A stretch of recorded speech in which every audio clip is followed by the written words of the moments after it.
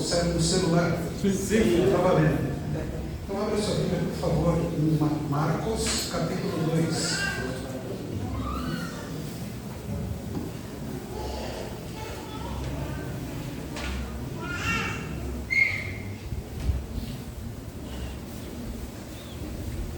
Vamos acender a luz aqui, por gentileza.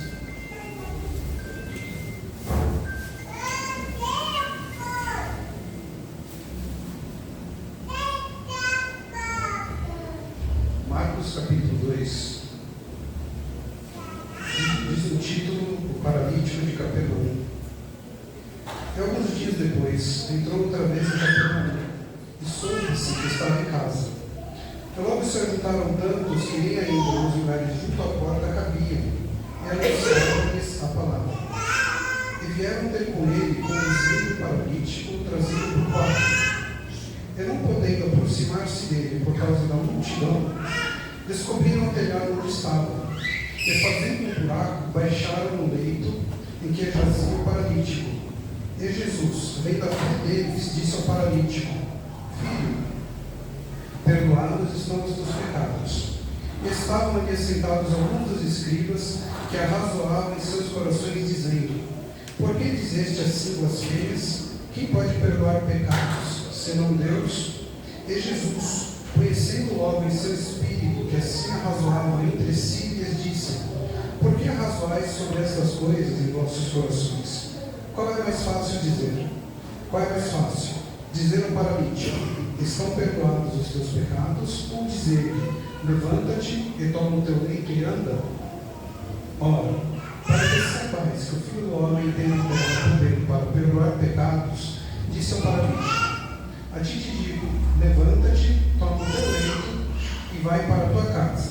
E levantou-se, e tomando logo o leito, saiu em presença de todos, de sorte que todos se admiraram e glorificaram a Deus, dizendo: Nunca tal vimos. Senhor, eis aqui tua palavra, o trecho referido. Nós te pedimos inspiração, pedimos a tua luz, pedimos a tua ajuda. Glória a Deus. Pedimos que abra os nossos corações para recebermos a tua palavra. Tudo isso pedimos, a igreja diz: Amém. Glória a Deus. Queridos, nesse trecho que nós acabamos de ler, tem aqui um significado espiritual que senti compartilhar com a igreja. Porque Jesus, naquilo que ele fazia, ele sempre ensinava, fosse através de uma parábola, fosse através de um discurso, fosse também através dos milagres. Se nós analisarmos os milagres que ele fazia, que ficaram registrados, tem um conteúdo ali de edificação, uma verdadeira pregação do Evangelho. E aqui, irmãos, foi um paralítico que não podia mais andar. Não sabemos a história do paralítico, o que foi que aconteceu. Mas ele foi levado por 4 pessoas até o telhado da casa onde Jesus estava, descobriram as telhas onde Jesus estava e desceram o paralítico ali naquele ponto. Trazendo para o lado espiritual, Adão se acidentou quando ele estava no jardim e perdeu os movimentos espirituais que lhe permitiam caminhar no jardim do Éden, que lhe permitiam se aproximar de Deus. Isso é uma analogia. Não vamos dizer se foi um acidente culposo ou doloso, mas que ele se acidentou. E nós, como descendentes de Adão, carregamos esse pecado. Somos todos nascidos em pecado. Glória a Deus. Sem Jesus, paralíticos na graça, paralíticos no caminho rumo ao céu. Glória a Deus. Sem movimento nenhum. Porém, ficou registrado para nós, como nós lemos aqui, chama muita atenção, o verso 3. E vieram ter com ele, conduzindo um paralítico, trazido por 4. 4 amigos levaram o paralítico ali para o teto da casa. O Evangelho chegou até nós porque foi escrito por 4 pessoas: Mateus, Marcos, Lucas e João. Eles deixaram escrito para nós. Se eles não tivessem deixado escrito, o Evangelho não chegaria até nós, continuaríamos na paralisia espiritual. E chegando até nós, este conhecimento subiu até a nossa consciência, representando o terreno. O Senhor Jesus muitas vezes comparava o coração humano com uma casa, e aquela casa estava cheia, assim como o nosso coração cheio de sentimentos, cheio de acusações, cheio de tanta contenda, tantas dúvidas que nós temos e carregamos. Então, a entrada do Evangelho em nós veio pela consciência, chegou até nós as informações necessárias. Ele teve que abrir um buraco ali no teto, teve que tirar as telhas. E tem telha que não sai fácil, tem telha que tem que quebrar, porque senão ela não sai. Para conseguir chegar onde estava o Senhor, precisamos que acontecesse dentro da nossa cabeça, dentro do nosso entendimento, uma verdadeira ruptura de crenças, de coisas que acreditávamos, de heresias que nos pregaram, de coisas que nos foram ensinadas desde pequenos, porque senão aquilo ia impedir o encontro com Jesus. Eu estava meditando nessa pregação e até uma parte que me veio assim: tem igreja que ensina o famoso pecado de morte. O pecado de morte é uma telha difícil de ser quebrada. A pessoa que caiu nessa situação, está numa paralisia, ela acha que ela não vai mais encontrar o Senhor, porque aquela telha não sai, aquela telha é dura. Mas hoje, se alguém está passando por isso, em nome de Jesus, essa telha vai quebrar. Glória a Deus. Quebrando a telha da incredulidade, da acusação, a telha do pecado, a telha da heresia que colocaram, telhas grandes, pesadas, tiveram que tirar tudo aquilo para ver o Senhor lá embaixo. E por que tem que ver o Senhor para baixo, da consciência para baixo? Porque é um caminho de humildade, é um caminho que a gente precisa se abaixar, se reconhecer como miserável pecador. Não é um caminho que se sobe com orgulho, com a cabeça inclinada, olhando para cima, achando que tem algum valor. Glória a Deus, Senhor.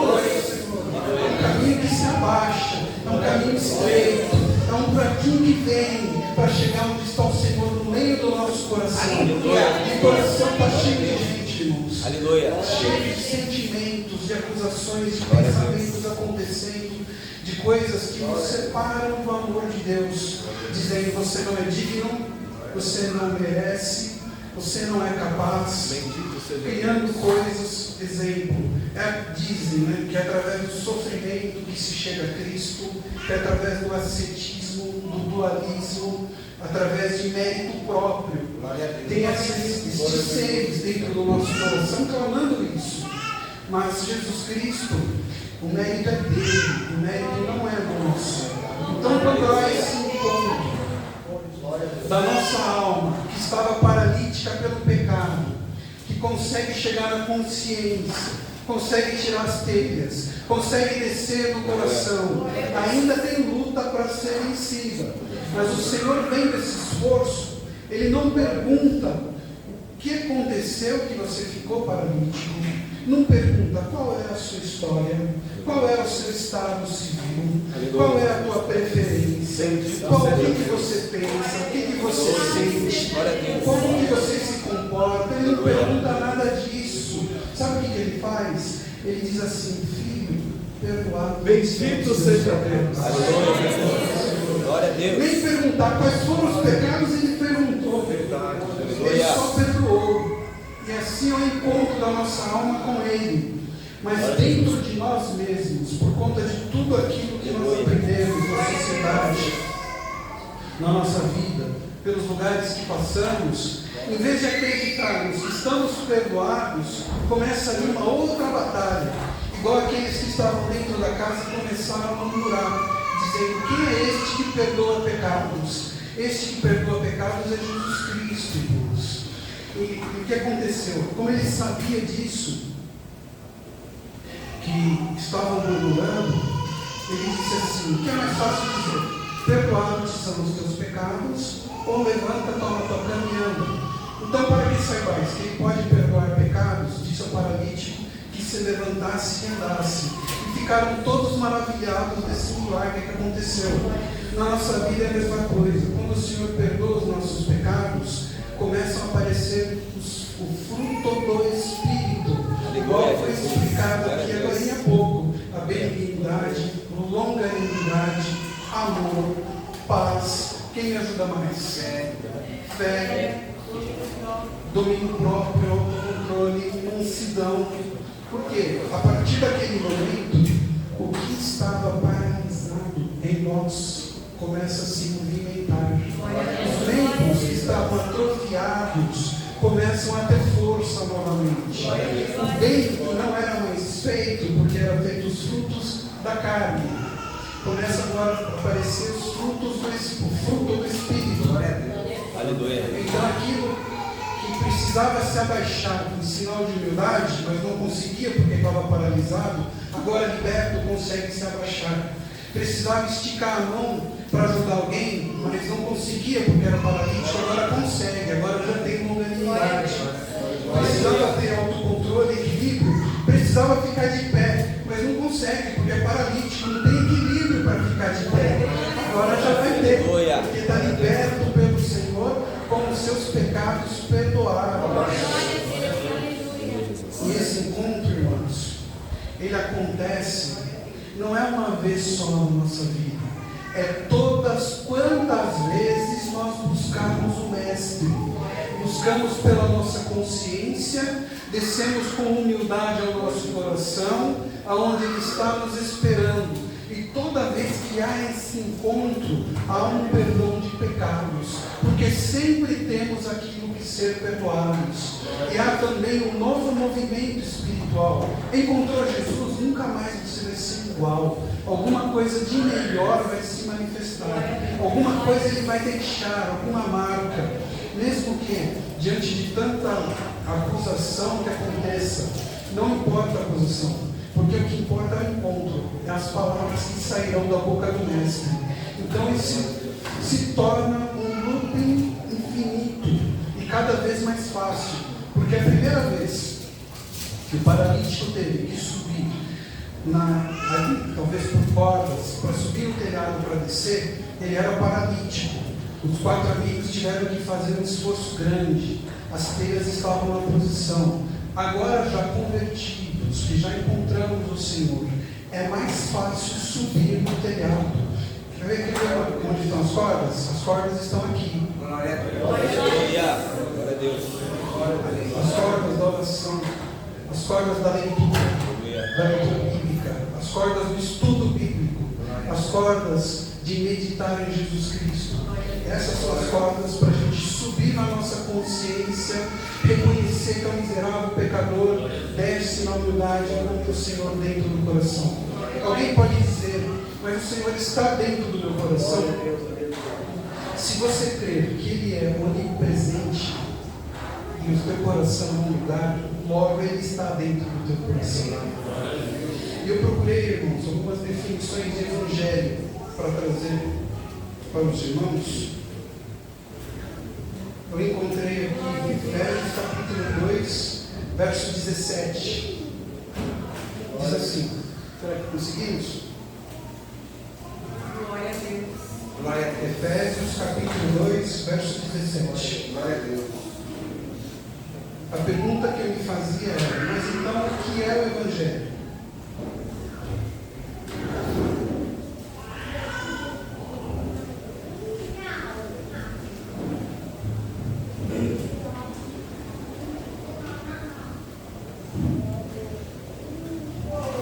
E vindo ele, evangelizou a paz, a vós que estáveis longe e aos que estavam perto. Segue? Porque por ele ambos temos acesso ao Pai em um mesmo Espírito. Então ele evangelizou o quê? A paz com Deus e o acesso ao Pai em um só Espírito. Essa foi uma definição que eu encontrei. Uma outra definição de evangelho está em Romanos 1, verso 16.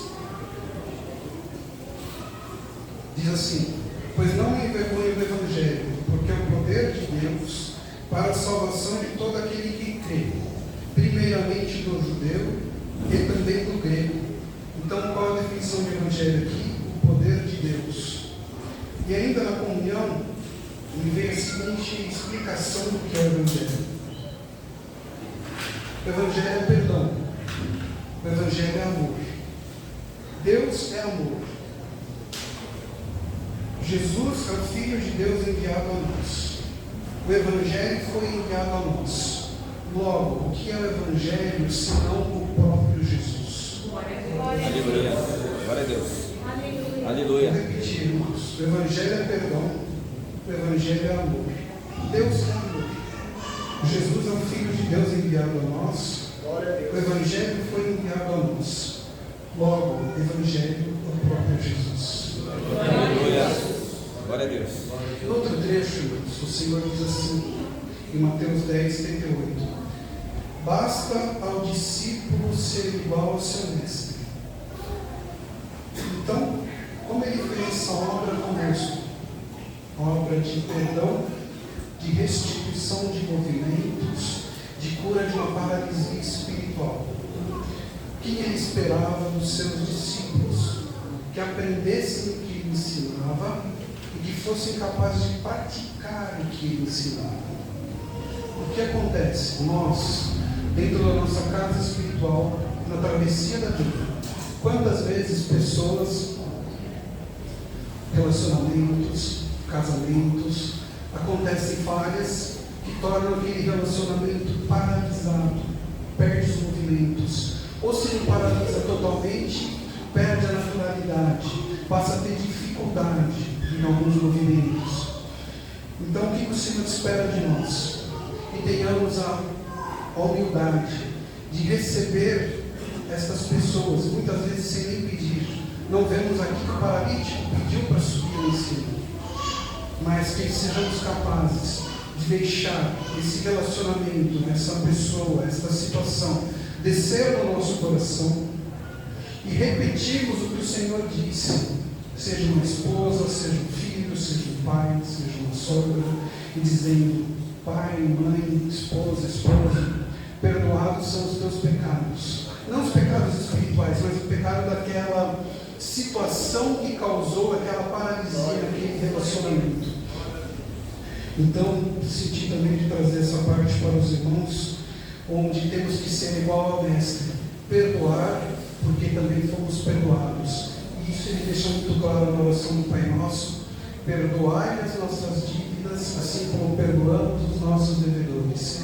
Então, uma vez perdoados, temos também a obrigação de perdoar, e levemos essa mensagem no nosso coração. O Evangelho é o próprio Senhor Jesus. Deus abençoe os irmãos. Agora a oração do agradecimento. O pastor Bruno fará a oração do agradecimento. Vamos orar, meus irmãos. Vamos ficar em pé. Pode baixar, vou já para o grupo de louvor preparado. Pai, nós te agradecemos pela semana que nós passamos, pelo pão que não faltou na nossa mesa, a roupa que vestimos, o sapato em qual calçamos, nossa família, nossos amigos. Nós te agradecemos porque o túmulo está vazio, a cruz também está vazia, e a nossa alma está cheia e transbordando do teu Espírito Santo. Nós te louvamos porque aquele sangue na cruz tomou sobre si os nossos pecados, as nossas dores e as nossas enfermidades também. Nós te adoramos pela oportunidade de estarmos aqui dentro desta casa, nesta noite, para celebrarmos mais um culto de adoração e amor ao teu nome. Nós sabemos que tradicionalmente hoje o cristianismo ele comemora a Páscoa, para os judeus a Pessa, mas nós te rogamos, Senhor, dar-nos para nós o entendimento necessário para saber que a nossa Páscoa, como nós aprendemos hoje, é o próprio Jesus. É o Jesus ressurreto que apareceu, conversou, colocou a mão daquele homem que não estava crendo na própria ferida e nos amou sobremaneira, de certa medida e de tal medida que mesmo que nós não alcançássemos com as nossas próprias pernas, os 4 evangelhos nos carregou como corda por cima daquele telhado. Nós te agradecemos porque nossa mente, aquele telhado, ela veio com quantas crenças. Nós acreditávamos que a salvação era através das nossas próprias mãos, pelos nossos próprios esforços. Nós acreditávamos fielmente que para te amar nós precisávamos sofrer, e para sofrer, porque também nós seríamos amados por ti. Entender um Deus que nos trouxe uma salvação e o Evangelho gratuito não foi tão simples, mas este Evangelho caiu dentro do nosso coração. E hoje nós aprendemos a te amar, não por ouvir falar, mas hoje nós te amamos porque nós te conhecemos verdadeiramente. Nós te adoramos, Senhor, pela mensagem que foi pregada através do irmão Pepe.